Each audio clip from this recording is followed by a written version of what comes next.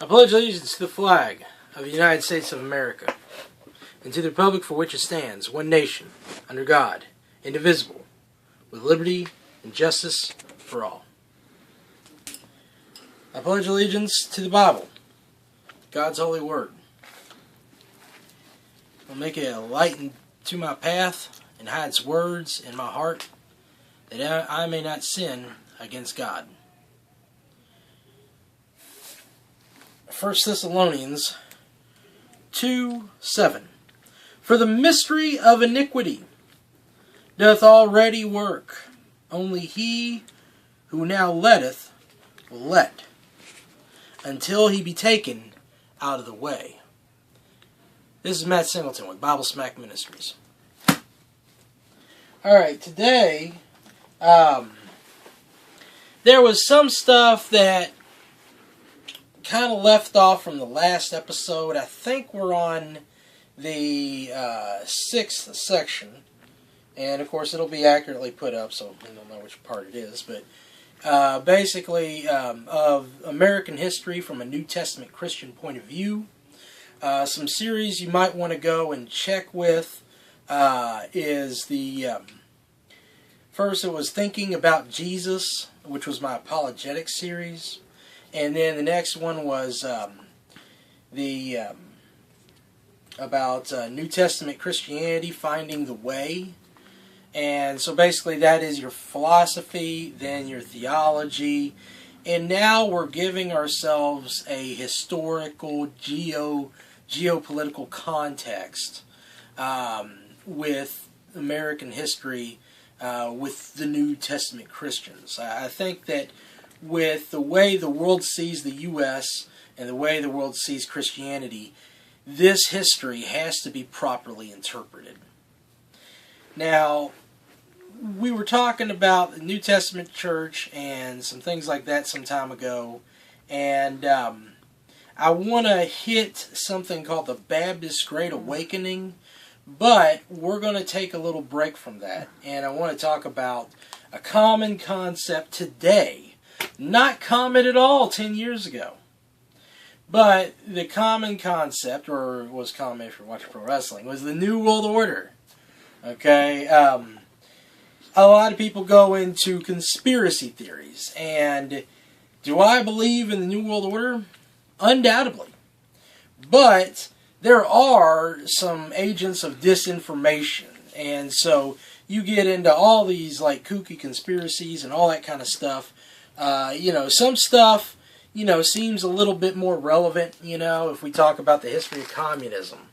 But then when we start talking about, well, these people are reptiles, or the earth is flat, well, then you're going to, it's kind of obviously kooky. So, basically, let's get to these bare bones, understanding the truth. Before we can really, a lot of people like to figure out the lie. But you really want to figure out the truth, okay, before that. Because those are actually two different ideas, okay. Lots of people can figure out a lie. It doesn't mean that they have the truth, okay. So you have to figure out the truth first. And, of course, we've figured it out through the Scriptures. But now as we're understanding history, what happened? Now, in ancient times, you had magic and mystery and spells, and you usually had these wizards, and sometimes they would associate with the royalty. Okay, and we can, if you go to different cultures, that has different names for it, but that's what really happened. And you had the system of the occult. And, what's going on with that? Well, a lot of what we see today is kind of, misinterpreting the past. And what we find in the occult, or in these secret societies, is information that is withheld from society. You had technology back then that we would consider modern. The Greeks had their own sewage systems. Now, at different stages of history, you would have terrible sewage systems, okay? Even in England, I was listening the other day, and they would have to get all their poo and sewage all stuck in the river, and it would just stink up the whole alley and all that kind of stuff. Well, the Greeks actually had a better system, all right? and they were just a more disciplined culture, and they were very knowledgeable.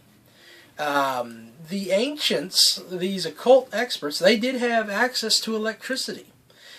We've found Babylonian tattoo machines that would basically, you spin it around like a generator and it would create an electric jolt. When we look at the pyramids, as you go through the tunnels, didn't have any light, and they didn't have any torch fixtures. So how did they, walk through miles of underground tunnels? Well, obviously they had access somehow to electricity and electric light. So when we go back in the past, there was technology that was hidden away. And when you learn this technology, you can do things that seem like they're magic. Let's say you're walking through the woods, and all of a sudden, out of a bush, you hear the wizard's voice. "What are you doing?" Well, what if, the wizard had something like a cell phone or a walkie-talkie, and he's projecting his voice through an electric amplifier? Well, we think, oh, he's got magic powers. But actually, he had technology that nobody else had. They would master psychology and learn how to work on somebody's mind, or they would learn drugs, and learn how to, heal people or mess with people. They had access to the technology that other people didn't. So this is something that would go on with the secret societies over the centuries. All these different secret societies formulating are all hiding their academic elitism, okay? And they, for instance, they would learn how to make money through special pyramid schemes and stuff like that, and they just learn all these tricks of the trade, and they would keep it away from everybody else. So they would be the elites, and they would make it to the top, and they would keep everyone else illiterate. Okay, so the rest of society is illiterate. Meanwhile, they have all this access to technology. So when we look at the Illuminati, the first group in the 1700s, called the Bavarian Illuminati, had that title. And I feel really bad. I thought about his name all day, like it was on my mind, and it just kind of went blank on it. But while I'm thinking of that, Weishaupt, Adam Weishaupt, or Weishaupt. You got that German thing, so the W's are V-ish. But anyhow, he was the first one that really had that title of Illuminati. But, the Masons, the Freemasons, it existed a century or two before. And, of course, you have these relatives, like, the Rosicrucians and the Knights of Templar, and everybody's wearing different hats. I'm a this, I'm a that. Who started what? I don't know if it's necessarily that all these groups figure out into one exact chain, okay? They could pick up some things, like we know that, the Kabbalists claim that they have a line that goes back to Israel when the Jews were taken away to Babylon.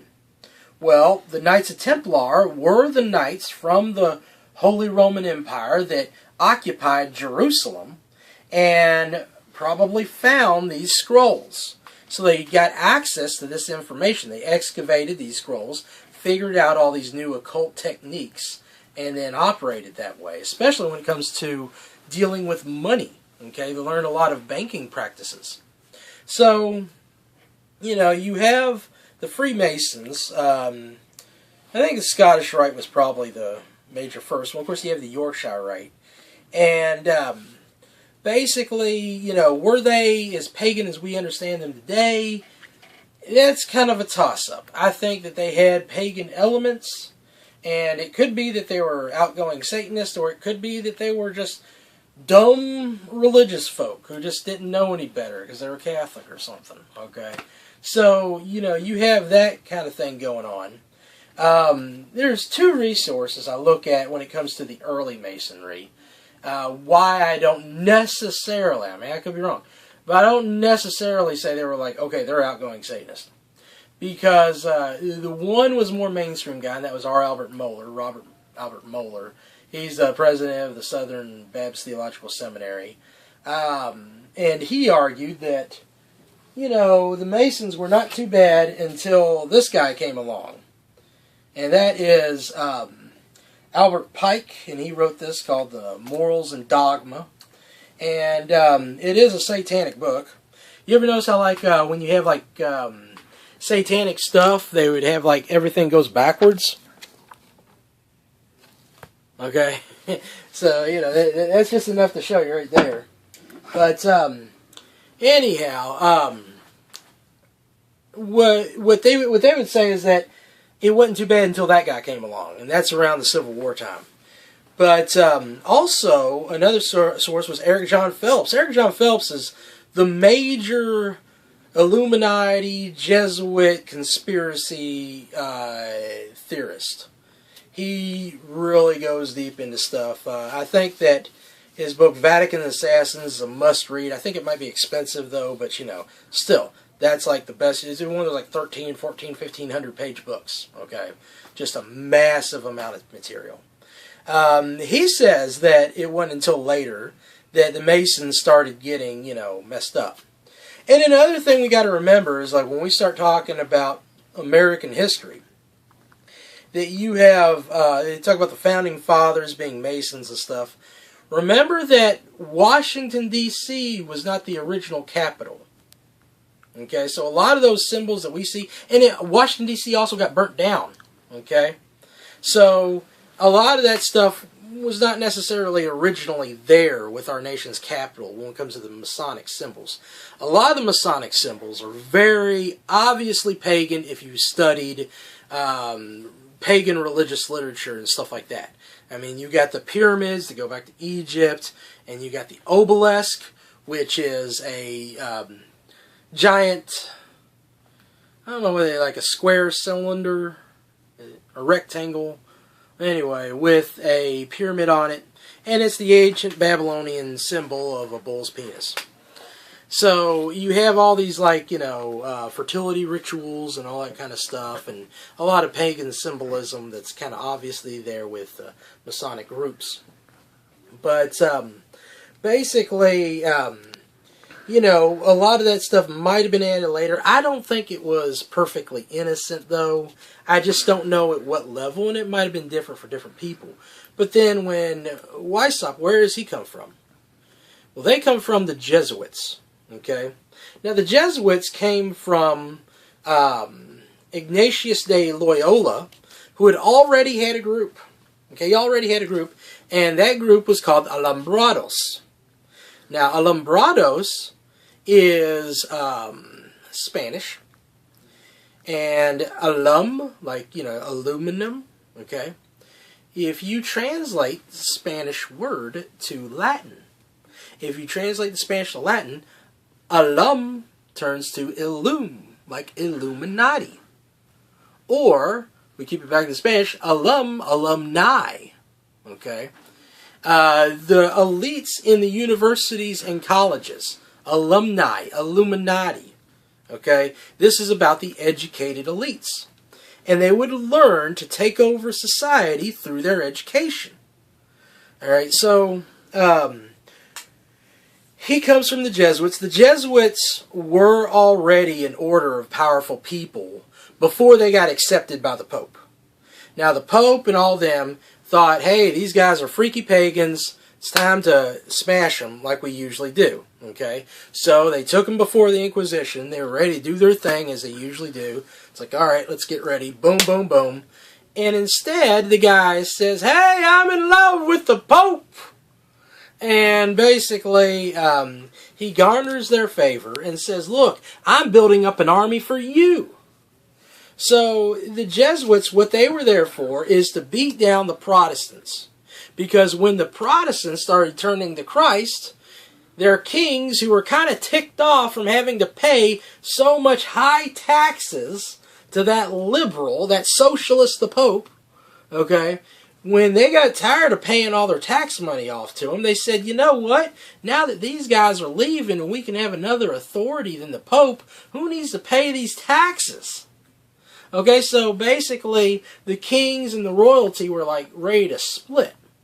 So here comes the power brokers, the Jesuits, and they come in and infiltrate CIA types. Okay? Now, sometimes they did it good, sometimes they did it dirty. Okay? And sometimes the dirtiness didn't work out for them. They got kicked out of like almost 80 countries. But for instance, okay, we talk about, the King James version of the Bible. King James, you know what they did to him? They tried to assassinate him at Hampton Court. And what they did was they dug a tunnel underneath the king's throne. And basically, before they could get there, they had all this dynamite set. So it was a terrorist attack. And they were going to set up all this dynamite. Well, the guards heard about it. And they caught the Jesuits and kicked them out and all that kind of stuff. Now, around the time of the American Revolution, King George comes in.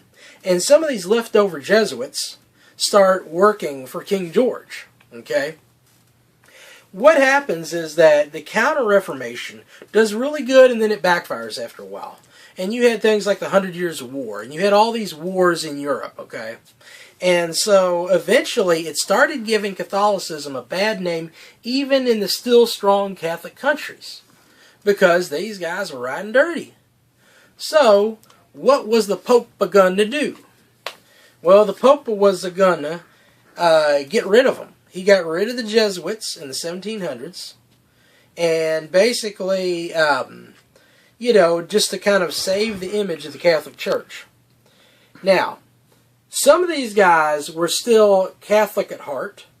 Some of these guys were a little bit ticked off, okay?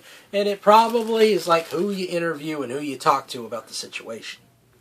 But the groups that were in this new non-Catholic group called the Illuminati, these guys wanted to destroy all the forces and all the powers that opposed them. And that means you got to get rid of the kings and you got to get rid of the Catholics. So how are you going to do that? Well, you're going to invent the secular religion. Now, the secular religion already was perpetuated. It's called humanism. But it wasn't secular, it was just humanism. And then they eventually developed this secular humanism. They started developing their secular philosophies. And, in the 1600s, this started slowly formulating. In the 1700s, you had guys like David Hume. I don't know if he had membership, probably behind the scenes, but, that's me speculating. But anyway, David Hume comes out with his naturalistic philosophy that says, we don't need God and stuff like that. And then you had guys start with criticism of the Bible. This today we call it textual criticism. And this was all to tear down the authority of the Bible. They had to get rid of the Bible. So you had textual criticism come in and to cut down the Bible.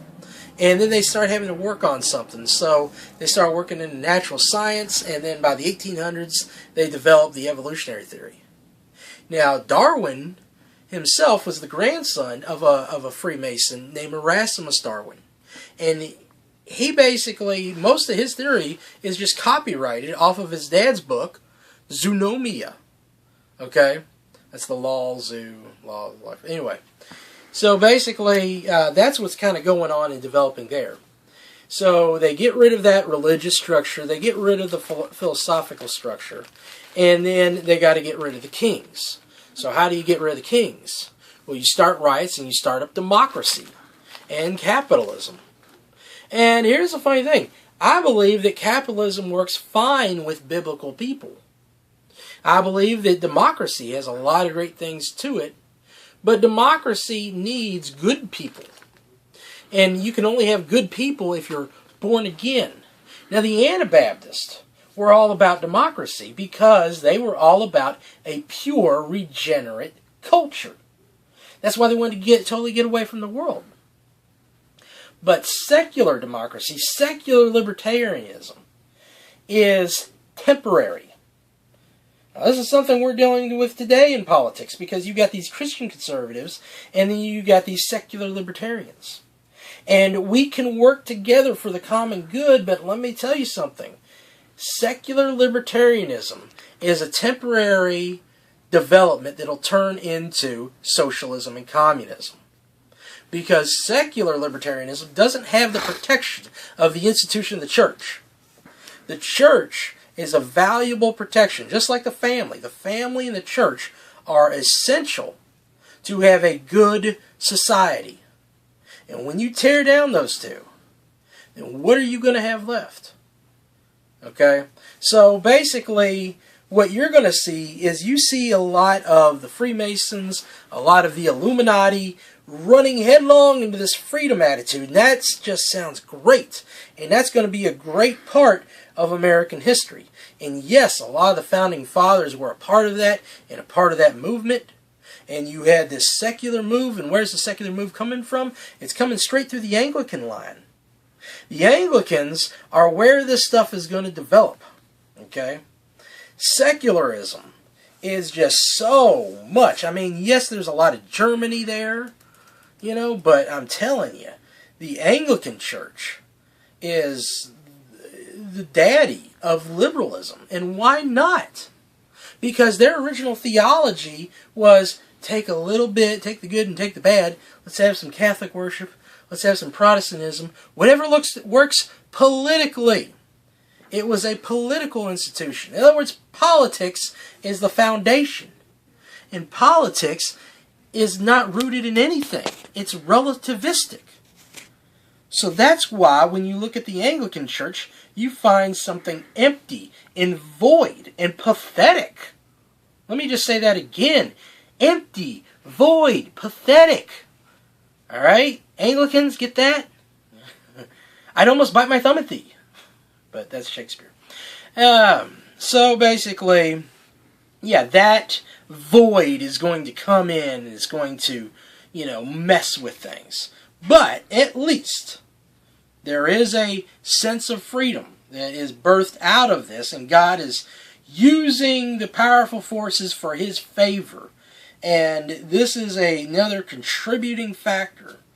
But remember, that secular line is going to be the poison. The only reason we have any form of socialism today is due to that secular root. Well, maybe I don't want to overstep, because obviously big government, if any type of big government, yes, you know, we do have a little bit of that problem, and it kind of comes in from the Catholicism. But that's all empirical, empire religion. I don't want to screw people up with the word empirical, but because we use that more for philosophy. But anyhow, that's kind of what's developing there. That's going to take fire with a lot of the founding fathers. That's why they're going to be involved with the Freemasons. Oh yeah, and the Bavarian Illuminati, whatever the Freemasons were before, the Bavarian Illuminati is going to start shifting them in this direction. And this is also where you're going to find things like the French Revolution, for instance, okay? And that was that secular libertarianism. And that's why in their secular libertarian culture what happened, okay? You had, you know, oh man, I'm hitting those brain farts, sorry.